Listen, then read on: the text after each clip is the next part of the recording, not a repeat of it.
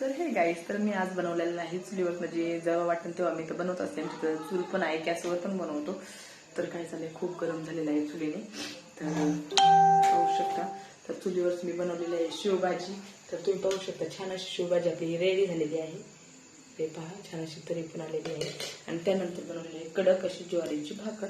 तर आमच्या घरातल्यांना म्हणजे माझ्या सासऱ्यांना आवडला चुलीवरचं जेवण खूप आवडतं, म्हणून ते खास आता एवढ्यात आम्हाला गॅस बंद करायला लावला आणि चुलीवर बनवायला लागलेला आहे स्वयंपाक. तर एवढ्यात ना भाकरी म्हटलं की चुलीवर बनवायची, चपाती म्हटलं तरच गॅसवर बनवायची, कारण चुलीवरची भाकरीची काही टेस्ट ही वेगळीच असते.